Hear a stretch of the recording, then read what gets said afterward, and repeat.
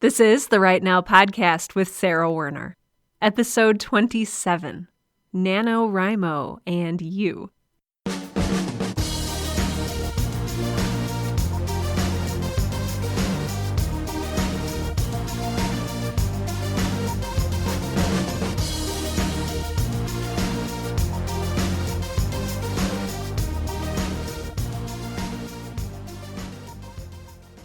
Welcome to Right Now, the podcast that helps aspiring writers to find the time, energy, and courage you need to pursue your passion and to write every day. I'm your host, Sarah Werner, and I just had a wonderful week. And it wasn't because it was free from pressure or stress or anxiety, or even because I got the chance to write a billion words every day, because I didn't. Rather, my week was great because of all of the really lovely emails and notes that I received from listeners like you. Oh my gosh, thank you so much for giving me such an amazing week. One listener in particular sent me an email that I would like to read to you because she shares a really good quote with some really good insights. And so this is a note from podcast listener Kathy. And Kathy writes, I was listening to a radio show on NPR called Q. The moderator was interviewing Elizabeth Gilbert, who wrote Eat, Pray, Love. She was talking about creativity and what happens when you ignore your creativity. She has written an entire book about it. And as a side note, this book is called Big Magic by Elizabeth Gilbert, and it is available in bookstores as of September 2015. So, just a little plug there. Kathy continues. She said that having a creative mind is like having a border collie. You'd better give that dog something to do, or it's going to find something to do, and you're not going to like what it does. You need to keep it occupied, or it'll do something like eat the couch. She quoted someone who said that unused creativity is not benign. If you don't use it, it doesn't just sit there doing nothing. It churns, and it'll find something to do, and that often can lead to depression. Kathy, Elizabeth Gilbert is one of my absolute favorite writers. And she's one of those writers for me where I don't clamor to purchase all of her books immediately when they came out. And I was honestly not a huge fan of Eat, Pray, Love. And I hope I don't get a lot of flack for saying that. But I have heard Elizabeth Gilbert speak. And she is an incredible speaker for two reasons. First is that she is smart. She is a smart lady. And second, she is probably one of the most inspirational speakers on writing that I have ever heard. I heard her speak at a TED Talk where she talked about your muse, but she also has her own podcast. So if you like podcasts like this one where you're encouraged to write and you just get to discover things about yourself and about writing while you listen, Elizabeth Gilbert did a spin-off podcast from the latest book that she published, Big Magic, and it's in the iTunes store. I really encourage you to listen to it. It's sort of an interview format, and she calls up writers and sort of listens to what they're going through and gives advice. And she's an inspiration to me, and she is just an incredible woman, and I really hope you enjoy it. So, Kathy, thank you so much for your email. Thank you to everybody else who sent in emails this week. You are all you're so amazing. And I am so blessed to, to have formed a relationship with you through this podcast. Is that weird? Is it weird if I'm like, yeah, I have all these awesome people that I know now? Because that was one of the unexpected things that I got when I started a podcast, is I became part of this amazing community of writers who love to write and love to talk about writing and listen to podcasts about writing. And so, boy, I am just so thankful for you.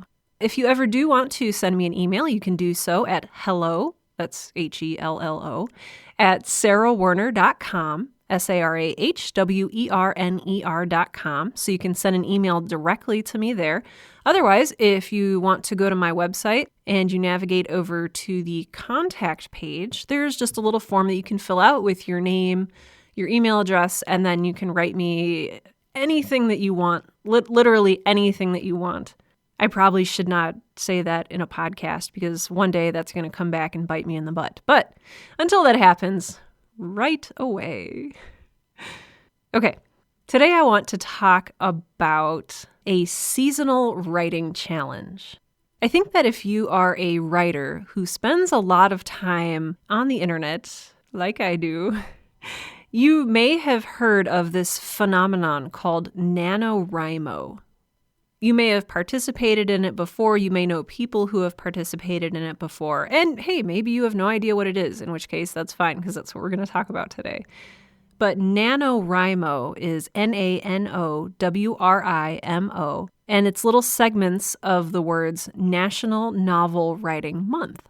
So November is National Novel Writing Month, and NaNoWriMo is a challenge that lots of people undertake every single year across the globe. And the challenge that they undertake is that of writing a 50,000-word novel between the dates of November 1st and November 30th. I'm just going to let that sink in. 50,000 words, 30 days. So crazy. But a lot of people get really into it. I think that last year there was about 21,000 winners. And so to win NaNoWriMo, all you have to do is write your 50,000 words within those 30 days. And so a lot of people accomplished that last year. Unfortunately, I was not one of them. Do you hear that? My cats are having a fight. I have an older cat and a younger cat. The older cat is about 13 years old. They had been abused, and so they're both very territorial. And the older one and she likes her space, and the younger one, of course, wants to hang out in her space with her. So, there's just some inherent difficulties with that relationship. But most of the time they get along really well. Once in a while, we'll get some truly terrifying screaming sounds from Midori, who's the older one.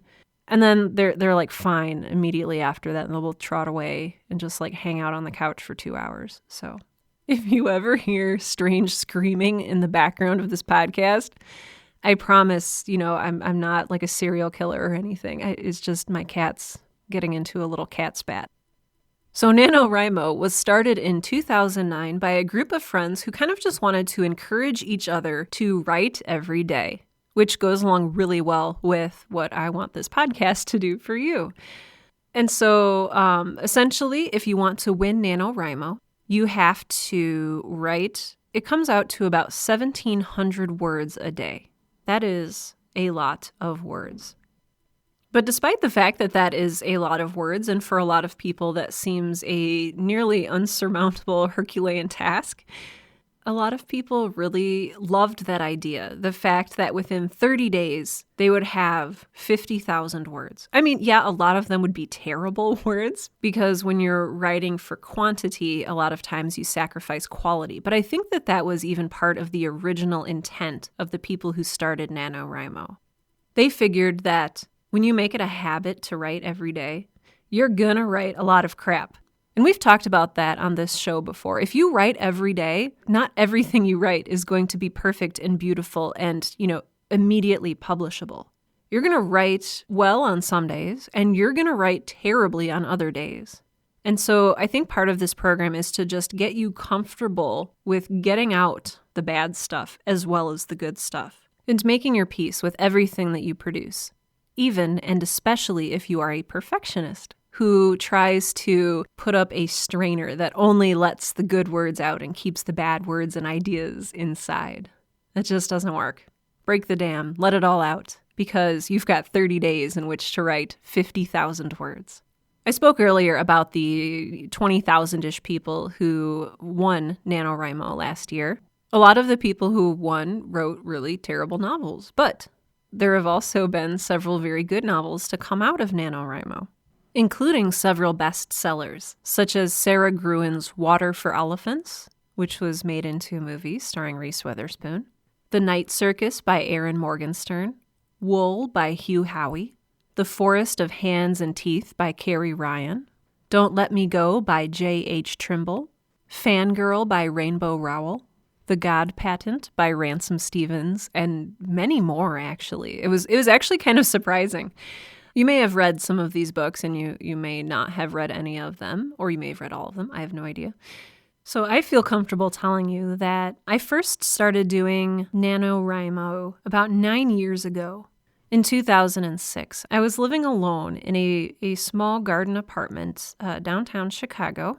At that time, I just had one of my cats, Midori, and not a lot of friends or things to do. And so I figured it was a great time and just a great opportunity to try my hand at NaNoWriMo.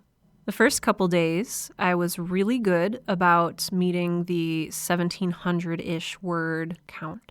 But then I got to a point where I was also working a full-time job, so I was maybe just drained from a day at work, and so I skipped a day. And in a competition like this, in a challenge like this, you really have to pick up the slack if you drop it accidentally. And so the next day, instead of 1,700 words, I was responsible for writing 3,400 words. So the problem with this is that if you miss one day, it really snowballs, because then the next day, if you miss that 3,400 word day, then the next day you have to write. I'm not even going to pretend that I can do the math in my head that quickly, but you get the idea. And I got to a point where I was like 6,000 words behind or 12,000 words behind, and I kept trying, but I never was able to get that 50,000 words. I tried it again every year after that because I was really determined. I was like, you know what? I'm a writer. And if I can't do this, then I have no right to call myself a writer. If I can't write a whole novel in 30 days. I was a little less, I don't know what to say. I don't want to say intelligent back then, but a little less understanding of what it means to be a writer and how the world works and how life works in general. So we can blame my youth on that. So I tried it the next year and the next year.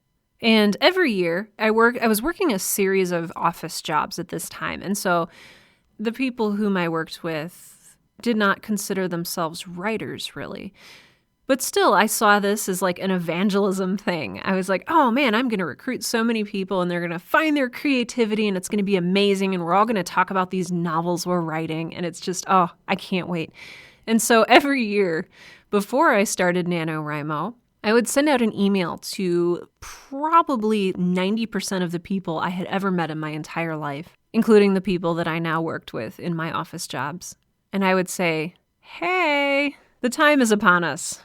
And that time is November. And November is National Novel Writing Month. National Novel Writing Month, or NaNoWriMo, as it is called by some on the internet, is a sort of marathon for writers where you write 50,000 words, 30 days, no mercy. Who's with me? And then it was just crickets after that. And once in a while, I'd get back a response that was like, hey, thanks for thinking of me, but no thanks. And so every year, inevitably, I would do this alone. And people would ask like, oh, hey, are you doing that crazy writing thing? And I would say, yep. Even though, inevitably, every single year, I was behind by like the second week. And I had really, with how busy my life was, I had no chance of catching up. So that was 9 years ago. And up until last year, I was still doing that thing where I'd say like, hey, I'm doing NaNoWriMo. New people that I work with at this new job, do it with me. It'll be super fun.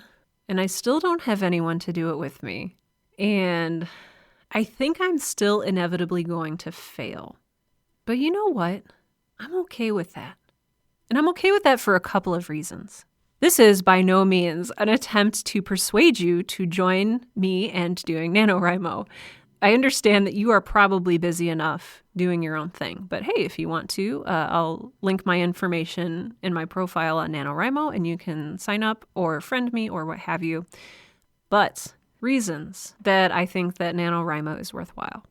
The first one, perhaps obviously, is that it encourages people to consider doing something that they would not have considered doing before. I firmly believe that every person I have ever met in my entire life has a story to tell. You have a story to tell. And a lot of people don't let that story out. And as Kathy sent me earlier in that quote, all that creative energy, what is that doing to you if you're not letting out that story, if you're not releasing that creative energy? I've talked about writing as self-care before, and I really believe that it's healthy to write and that it's necessary to get that story out and to tell your story. So I love that NaNoWriMo even just plants that idea in people's minds. I also love the fact that it establishes the importance of writing every day. Now, this comes with good and bad. It encourages you to write every day, which is awesome. But it also encourages you to write 1,700 words every day, which that's a lot. That's more than I can handle with my schedule. And I can freely admit that now that I'm a rational adult who understands how the world works. But that doesn't mean I can't still write every day in the spirit of NaNoWriMo. I can maybe divide it by 10 and write 170 words a day, or 250 words a day, or even 1,000 words a day. So that's what I'm doing this year for NaNoWriMo. I'm personalizing my challenge a little bit. And I know I'm not going to get a 50,000-word novel at the end of 30 days, and I'm okay with that. I'm just resetting the expectations for myself, knowing what's possible.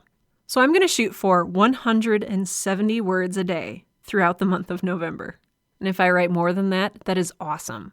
But the important part is that I will be challenging myself to write every day. A couple more features that I really like about NaNoWriMo are the inspirational letters that get sent out once a week. They're just emails from NaNoWriMo when you sign up on the website. You kind of give them your email and give them permission to send these to you, but they are really cool. And there are a lot of really cool inspirational messages that get shared from writers that I really admire. I remember several years ago, they had one from Garth Nix, who is the author of Sabriel, one of my top 10 favorite books of all time. And I just read and reread that email and felt like Garth Nix was personally cheerleading me on to writing victory. And I was like, this is amazing. This is worth it. NaNoWriMo is free, by the way. I probably should have mentioned that earlier. It's free to participate. Other writers they've featured in the past have been Neil Gaiman, John Green, Jim Butcher, Lemony Snicket, Philip Pullman, Dave Eggers, Walter Dean Myers, James Patterson, Veronica Roth. I mean, the list really goes on and on and on. And I kind of took a sneak peek at the writers that they're going to have write inspirational emails this year, and it's a really good list. It includes N.K. Jemisin, Diana Gabaldon, and many, many more. So I'm really stoked. NaNoWriMo's URL is nanowrimo.org. So that's NaNoWriMO.org. And you can go to the inspiration tag and just see all of the past inspirational emails there. So they are really cool to read through. Another thing that I really appreciate about the NaNoWriMo community is that there are forums available. And so depending what kind of novel that you're writing, or what kind of book you're using NaNoWriMo as an excuse to write, so if you're writing creative nonfiction or biography or autobiography or your memoirs or what have you, you can access forums with like-minded writers who are writing similar things to you. And so a couple years ago, I was writing a novel that took place in 1811, and so I had all of these questions. What kind of floors would their manor have? What would the lighting situation be in this house in 1811? Would they be using candles or argand lamps or whatever? And so these forums were a really great place to go. I joined the historical novel forum, and then I joined the appropriate one for the setting of my novel. And so it's just a really cool way to get your questions answered by a large community of like-minded people. I cannot 100% personally vouch for the quality of the answers you will get back. However, I'm sure that many of you are probably familiar with forums, which are moderated but not necessarily fact-checked. So while you might get some great answers or some great ideas from forums, please do know that the information you received has not been fact-checked or edited or anything like that, and it is still your responsibility as a writer to get all your facts straight. So just a little caveat there. I want to temper all of this enthusiasm with a few reasons that NaNoWriMo is maybe not a great idea. While NaNoWriMo is really great for people who want to write every day, it's less great about making sure that you are still reading every day. I've spoken before about how important and essential it is for writers to read, probably as much as they're writing. And if you are churning out 1,700 words a day in addition to a full-time job or whatever else you have going on in your life, I'm going to guess that that does not leave you a ton of time for reading. And I've noticed that when I write without reading, it's really easy to get lost, to lose direction, to lose focus, to become ungrounded. If you're going to aim for 1,700 words a day, that's awesome. but see if you can still fit in some reading time there. I think I've used this metaphor in the past, but a writer who doesn't read is like a cook who doesn't eat food or taste what they're cooking. It gives you much needed perspective and enlarges your vocabulary. It keeps your brain active. Reading is just so essential. So please do not neglect your reading while you are doing NaNoWriMo. The other thing about NaNoWriMo is that NaNoWriMo is billed as this building up, encouraging beacon of ideas and possibility. And I love that. I love that about NaNoWriMo. I love that it shows people possibilities that they had not considered for themselves before. But there's also this reality that goes alongside it. And that is that winning NaNoWriMo might not be possible for everyone.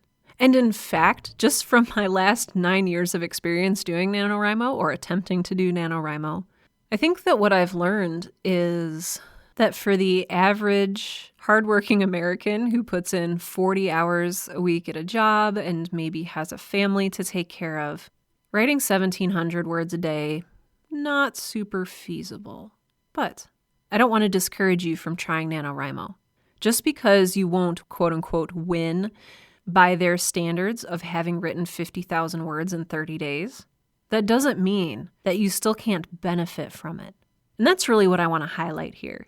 I want to go back to the fact that the greatest thing about NaNoWriMo is that it helps you build a habit of writing every day, no matter how much you're writing, if it's 170 words or if it's 1,700 words.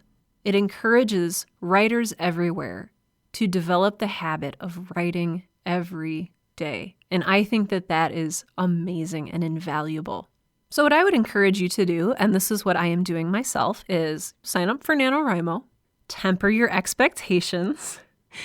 I mean, if you have a situation where you can churn out 1,700 words a day, that is awesome and you should do it. And let me know how it turns out and maybe even send me your novel and I'll read it. But for those of us who are, sometimes life gets in the way for us, temper your expectations, move the bar down just a little bit, and take it as a challenge to write creatively every day. You can still enjoy using the forums, you can still enjoy the weekly inspirational emails you'll get, and just enjoy being part of a community of writers who are there to encourage one another and build each other up as we all take a big collective word dump together. Boy, I could have ended that a lot more eloquently. Let's try that again. As we all write through the words good and bad and tell our stories together.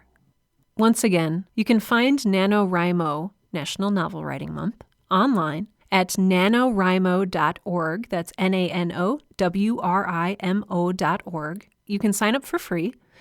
If you end up signing up or creating an account, or if you already have one, I would love to be NaNoWriMo buddies with you. You can find me at... Okay, so when I originally signed up for NaNoWriMo, I used the pen name that I was writing under, which is Geneva Spragg, JUNEVA SPRAGG. I will link to that as well in today's show notes. This week's book of the week is The Gathering by Kelley Armstrong. I have to tell you, I love Kelley Armstrong. I first read the novel Bitten back when I was in high school, maybe. And it was about werewolves, and it was fun and well-written, and there was a great mystery, and I just really liked the characters. And so I kind of became addicted to her books. She mostly writes for adults, and recently has started writing for young adults. And I was like, oh boy, more Kelley Armstrong to read. And so I picked up The Gathering, which is the first book in her Darkness Rising series for young adults. And it features kind of your normal teenage paranormal romance rules. There is a 16-year-old girl living in an ordinary town with ordinary parents, and everything is very ordinary, except that it's not. Her name is Maya, and she is adopted, and I won't give away too much. It starts to come out that several of the teenagers in this town are maybe unusual or special, and you kind of know the drill. I really loved the main character, Maya, and I love that she is a more diverse character and that she is well-written and fun and smart and interesting. She's not just another Bella or another clueless, simpering girl who follows guys around. She's actually well-rounded, interesting, and very, very capable character, and I loved that. I also really liked her parents, who were smart and funny and not sort of your typical clueless YA literature parents. They were in tune with their daughter, and they had a little bit of depth to them as well. And so I really appreciated that. I think the main thing that I noticed when I was reading this book is, despite the strength of the characters, the plot didn't go anywhere. And I think that this is because this is intended to be a trilogy, or maybe an entire series. I have no idea. But you definitely get the feeling that what you're reading is not a complete story. And that was really frustrating for me. I got to the end of the book and, you had met the characters and they had interacted and there was a hint that something was going to happen. And then the book ends with nothing resolved. And I admire when cliffhangers are done well, but this wasn't even a cliffhanger because you didn't have a cliff to stand on or hang off of. This was the first part of a complete book.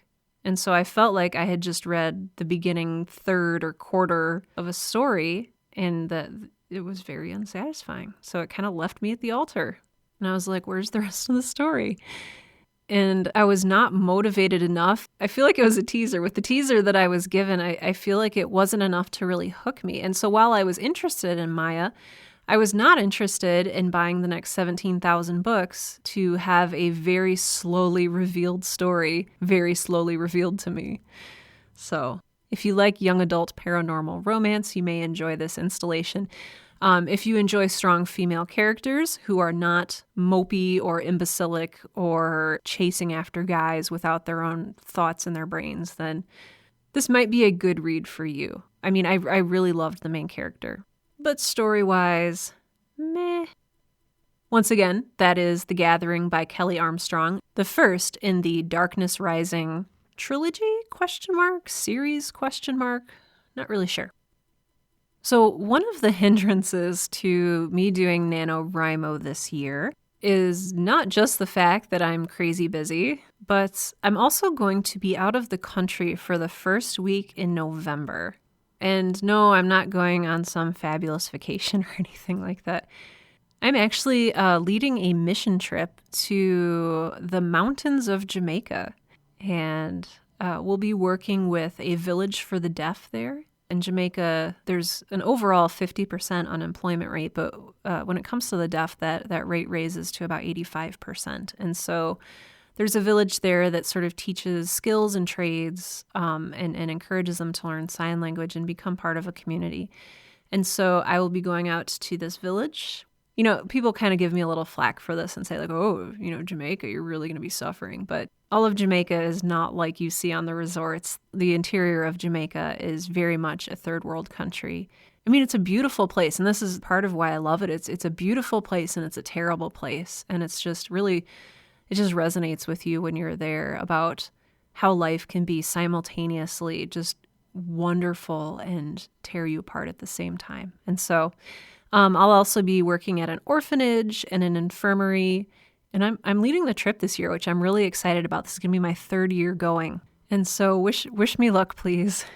And so if you do send me an email or a letter or something sometime in the first week of November 2015, I will not be answering it until I return in the second week of November. So just FYI, I'm not ignoring you. I am literally unable to check my email. So I'm still going to try to write every day, but whether it's for my novel or in like a personal journal, kind of chronicling the mission trip, will be yet to be seen.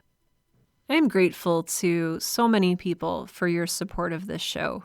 Notably, I would like to thank my Patreon supporters, including official Cool Cat Sean Locke, official Rad Dude Andrew Coons, official Bookworm Rebecca Werner, as well as listener Gordon Tillman, who has recently started donating via PayPal. Any and all donations are used to keep this podcast going. Sponsors like you help me cover hosting costs and just all of the time that I put into each episode. So thank you so much for supporting me and for making this podcast a possibility. I would also love to thank listeners like Kathy, Everyone who has taken the time to write an email or a note and passed it my way, thank you so much for your encouragement. I hope that I'm able to provide that to you as well. So let me know if you are going to be doing NaNoWriMo this year. If you are, that's great. If you're not, that's also great. It might not be a great fit for you, and that's okay.